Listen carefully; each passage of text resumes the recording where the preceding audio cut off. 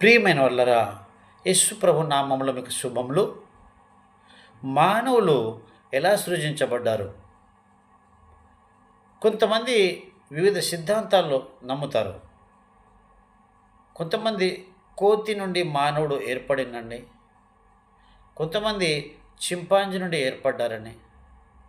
అయితే ప్రియమైన వాళ్ళరా, పరిశుద్ధ బైబిల్ గ్రంథం ఏమని సెలవిస్తుందంటే, ఆది కాండము 1వ అధ్యాయము 27వ వచనంలో, దేవుడు తన స్వరూపమందు నరుని సృజించెను. అంటే నరుని సృజించెను. ఆది కాండము 1వ అధ్యాయం 1వ వచనం ఏందంటే, భూమి ఆకాశమును సృజించెను. అంటే దేవుడు సృజించాడు మానవులని తన స్వరూపమందు, స్త్రీనిగాను పురుషునిగాను సృజించాడు. అంటే మానవులలో దేవుని యొక్క స్వరూపము ఉన్నది. అయితే మానవుడు చేసేటువంటి పాపము ద్వారా ఆ స్వరూపాన్ని గ్రహించలేకపోతున్నారు.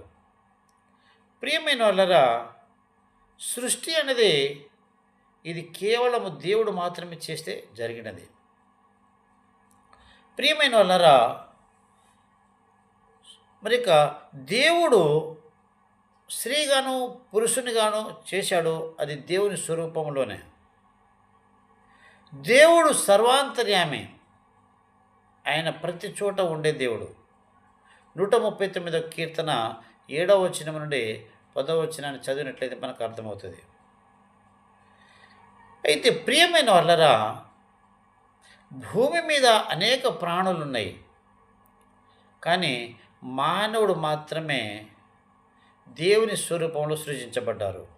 ఆది కాండము 9వ అధ్యాయము 3వ వచనం నుండి 6వ వచనం చూసినట్టయితే మనకు అర్థమవుతుంది.